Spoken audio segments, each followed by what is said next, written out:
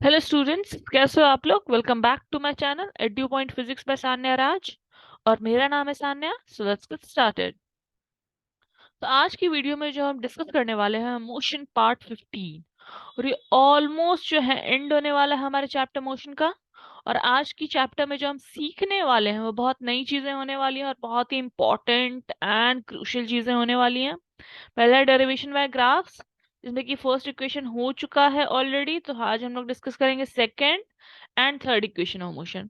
उसके बाद हम डिस्कस करने वाले हैं यूनिफॉर्म सर्कुलर मोशन। सभी को पता है सर्कुलर मोशन क्या होता है, बट यूनिफॉर्म सर्कुलर मोशन क्या होता है उसे आज हम डिस्कस करेंगे।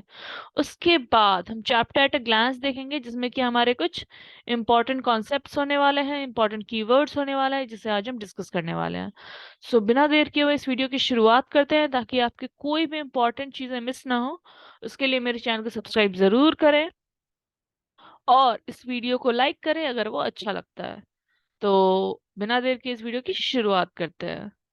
तो पहला जो है डेरिवेशन बाय ग्राफ, वो है सेकंड इक्वेशन ऑफ मोशन का ग्राफ आज हम डिस्कस करने वाले हैं। इसे ग्राफिकल मेथड से हम कैसे सॉल्व करेंगे, बच्चों को इसमें बहुत दिक्कत आती है। तो चलिए इस वीडियो की शुरुआत करते हैं और इसे ग्राफ से सॉल्व करते हैं। तो सेकंड इक्वेशन ऑफ मोशन को, सेकंड इक्वेशन ऑफ मोशन होता क्या है पहले तो आप ये बता दो।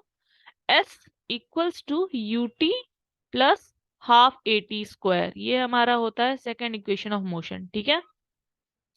अब उसके बाद बात आती है इसे ग्राफिकल मेथड से सॉल्व कैसे किया जाए।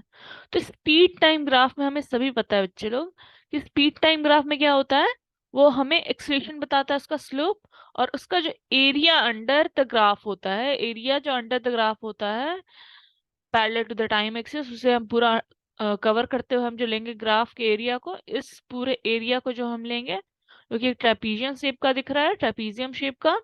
और उसके अंदर जो आएगा वो है एक रेक्टेंगल और एक ट्रायंगल। तो इसमें हम लोग एक रेक्टेंगल और एक ट्रायंगल का डायग्राम यूज करते हैं। हम इस कंसेप्ट को सॉल्व करके बताएंगे अभी। ठीक है। ध्यान से सुनना, कोई भी इंपॉर्टेंट चीजें मिस ना हो। और बहुत ही इंटरेस्टिंग ढंग से बातें होने वाली है, तो इस वीडियो का एंड तक जरूर देखें। तो इस जो सेकेंड इक्वेशन ऑफ मोशन में जो है ग्राफिकल मेथड से हम कैसे सॉल्व करते हैं, उसके लिए हमें एस निकालना है। ठीक है। एस मीन्स डिस्टेंस निकालना है हमें। तो डिस्टेंस के लिए हमें चाहिए एरिया अंडर द ग्राफ। तो उसमें ओ A B C, O A B सी हमारा जो फिगर है उसको लेते हुए हम सॉल्व करेंगे। उसके अंदर दो फिगर आते हैं, एक पहला ओ ए डी सी जो कि एक रेक्टेंगल है, figure O A D C जो कि एक रेक्टेंगल है, और ट्रायंगल ए बी डी, ठीक है, जो कि एक ट्रायंगल है। और इसमें ये एक रेक्टेंगल है तो लेंथ इंटू ब्रेड्थ, ब्रेड्थ है यू, लेंथ है टाइम, तो U T, area into the graph, area of rectangle. और इसका हो जाएगा half into base into head, तो बेस तो वापस से टी ही है। और ये जो चेंज इन वेलोसिटी है v माइनस यू, हमने पहले भी हम लोग जान चुके हैं v माइनस यू क्या होता है, a इंटू टी। ठीक है। तो हो जाएगा a इंटू टी। तो हाफ ए टी स्क्वायर इधर से हो गया और ये U T square U T इधर से हो गया। तो टोटल इस दोनों को जब हम ऐड करेंगे पूरा फिगर का एरिया निकालने के लिए ओ ए बी सी का, तो हमारा आ जाएगा second equation of motion. Very easy right. मैंने पहले भी कहा था मेरे सारे सेशन जितने भी होने वाले हैं, जितने भी पार्ट्स होंगे और जितने भी क्लास होंगे, बहुत ही इजी ढंग से मैं उसमें बताने वाली हूँ। तो आप लोग बस ध्यान से सुनिए और मन लगा कर पढ़िए और थोड़ा खेल कूद भी करिए। Good for health. ठीक है। तो उसके बाद आते हैं थर्ड इक्वेशन ऑफ मोशन पे। थर्ड इक्वेशन ऑफ मोशन हमारा क्या था, आप सभी बता सकते हो। Yes, v square equals to u square plus two a s, जिसमें कि वेलोसिटी और डिस्प्लेसमेंट या डिस्टेंस का रिलेशन दिया गया होता है। कि एक्सेलरेशन तो कांस्टेंट, हम तीनों इक्वेशन ले रहे हैं ना, यूनिफॉर्म एक्सलरेटेड मोशन। ठीक है, यूनिफॉर्मली एक्सलरेटेड मोशन।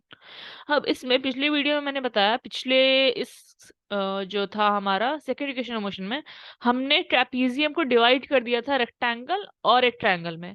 जबकि थर्ड इक्वेशन में हम लेंगे, थर्ड इक्वेशन में हम दोनों चीजें लेंगे एक साथ, जो कि area of trapezium O A B C. ठीक है, O A B C, area of trapezium को हम पूरा लेंगे, ओ ए बी सी। ठीक है। ट्रेपीजियम बना रहा है as O is parallel to B C and A D is the height perpendicular. Okay. तो ये एक ट्रेपीजियम बना रहा होता है। तो इसे कैसे निकालेंगे एरिया ऑफ ट्रेपीजियम, आप सभी को याद होगा मैथ्स के according. Half into sum of parallel sides into height. Parallel को मैंने कुछ इस तरह से डिनोट किया है, आप चाहे तो पैरेलल भी लिख सकते हो। पैरेलल की स्पेलिंग आप सभी को पता है। Half into u plus v मैंने क्यों लिखा है? यू प्लस वी मैंने इसलिए लिखा है क्योंकि हमारा जो है u प्लस वी यहाँ पे कैसे हो जाता है कि ए डी तो हाइट हो गया, और ओ ई प्लस बी सी जो हो जाएगा ना हमारा, वो हो जाएगा हमारा पैरेलल साइड्स। तो half into u plus v into t हमारा हो जाएगा अकॉर्डिंग टू द ग्राफ, ये हमारा एरिया हो जाएगा ट्रेपीजियम का। उसके बाद टी को हमें एलिमिनेट करना है। क्यों? क्योंकि टी हमारा कोई काम का नहीं है इस थर्ड इक्वेशन ऑफ मोशन के लिए। ठीक है, टी को एलिमिनेट करेंगे फर्स्ट इक्वेशन ऑफ मोशन से, उसका आ जाएगा v माइनस यू बाई ए, उसे हम पुट कर देंगे यहाँ पर, तो आ जाएगा v plus u v minus u, और a plus b a minus b का मल्टीप्लाई करके होल करके हमें क्या आता है, a plus b into a minus b, क्या आता है a square minus b square. ठीक है, ये equals to a square minus b square. ठीक है, वेरी गुड। आप सभी को ये चीजें पता थी, मैंने रिवाइज करवा दी नहीं? चलिए, तो बहुत गुड, अच्छी बात है ये।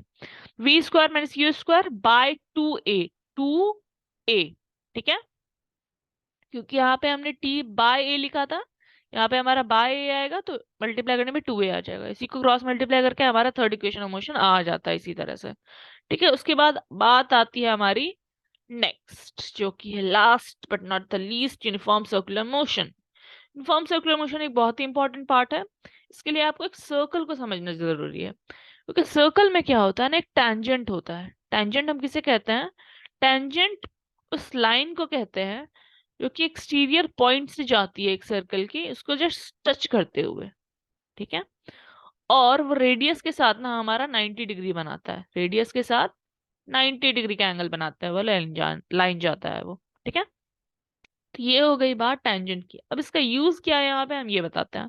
पहले तो कोई भी बॉडी अगर सर्कल में मूव करेगी तो क्या कहेंगे? Circular motion. और वही अगर यूनिफॉर्म स्पीड के साथ मूव करेगी तो uniform circular motion. Very easy. लेकिन जब वो यूनिफॉर्म स्पीड के साथ मूव करते एक्सेलरेटेड कैसे हो गई? सोचो सोचो। एक्सेलरेटेड इसलिए हो गई क्योंकि उसकी वेलोसिटी चेंज हो रही है। भाई वेलोसिटी क्यों चेंज हो रही है?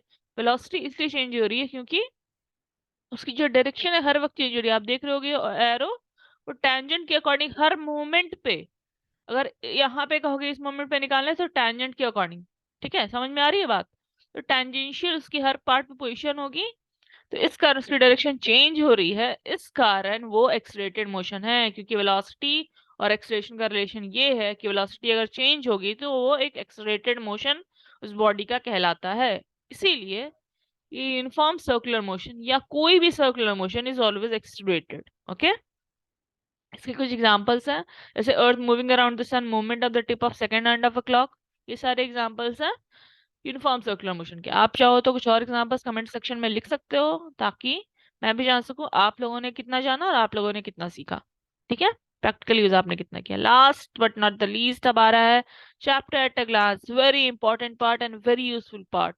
ठीक है, कि अब मोशन चैप्टर एंड होने को आया, तो अब इसके कुछ कंसेप्ट्स या कीवर्ड्स जो हैं हम शॉर्ट में देखेंगे। What is distance? Distance actual path, displacement shortest path.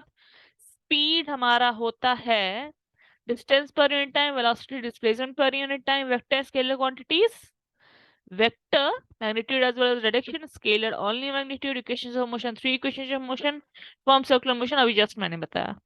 ठीक है, तो ये सारी चीजें आप लोगों को क्लियर हो गई। अब बात आती है आगे की क्लासेस में क्या होने वाली है। आगे की क्लास जो होने वाली है मैं रिवील कर दूं, वो मैं अनाउंस कर देती हूँ। क्लास 10th का मैं फिजिक्स ला रही हूँ, क्लास 10th फिजिक्स, उसका फर्स्ट पार्ट होगा हमारा, और वो कल नहीं तो द डे आफ्टर टुमारो हमारा जरूर ये आएगा। फर्स्ट लेसन जो मैं ले रही हूँ वो है लाइट।